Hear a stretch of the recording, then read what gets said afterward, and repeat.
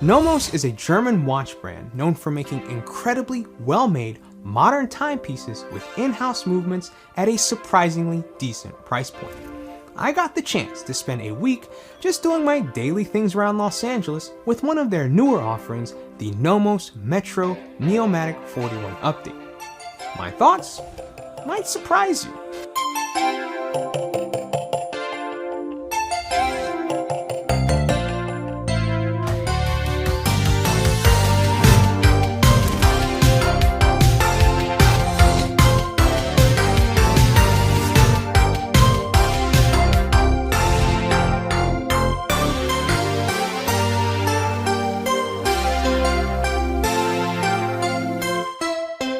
Before we go in depth on the watch, some of you might be thinking, what or who is Nomos? Well, if you're not fully vested in the watch world, that makes sense. Let me break it down. There's a small town in Germany a couple of hours south of Berlin called Glashütte that's home to around 7,000 people. While it's a fairly small city, it's home to some incredibly heavy-hitting watch brands like A. Lange & Söhne, Glashütte Original, and the subject of our video, Nomos. Unlike a lot of watch brands nowadays, Nomos' design language is very modern and is heavily influenced by Germany's own Bauhaus movement that started in the early 20th century. For me, the contemporary style makes sense since they were founded not all that long ago in 1990. For perspective, the earlier mentioned A. Lange & Söhne was founded 145 years earlier in 1845. Nomos' Metro line was first released back at Baselworld, RIP, 2014, and it was the very first watch to exclusively use their new in-house swing system escapement, making them less reliant on the ever-changing supply chains from the Swiss and giving them more control over production. Since then, the Metro line has grown to 14 different references. One of their newer versions is the Metro neomatik 41 update, this watch. Yes, it's an updated Metro, but the word update is actually part of the name. It indicates the presence of their patented ring date feature, which shows you the date. Metro is the watch family, neomatik indicates the use of their slender DUW 6101 caliber movement, and 41 is because the watch's diameter is 41 millimeters, which is the largest in the Metro line.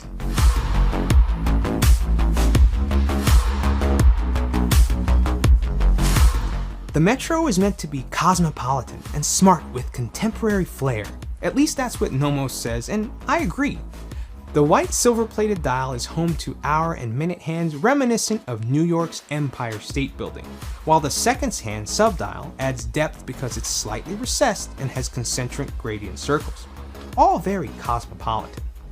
The smarts and flair come into play with the outer track along the edges of the dial near the very thin bezel.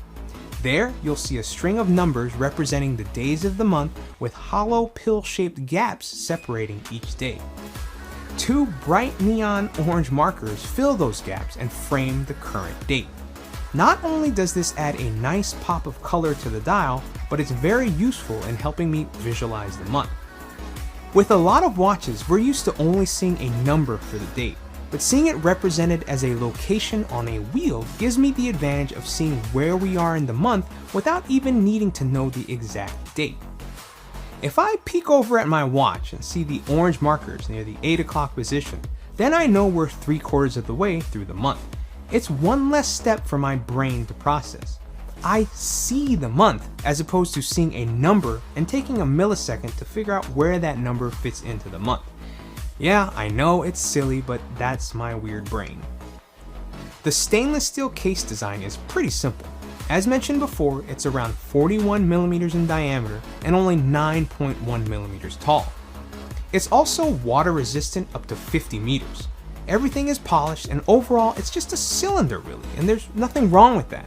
This puts more of an emphasis on the dial and I like that. There's also wired lugs that don't protrude from the case as much as some of the other offerings from Nomos. A common issue I hear from people is Nomos lugs are too long, but that's far from an issue with this Metro.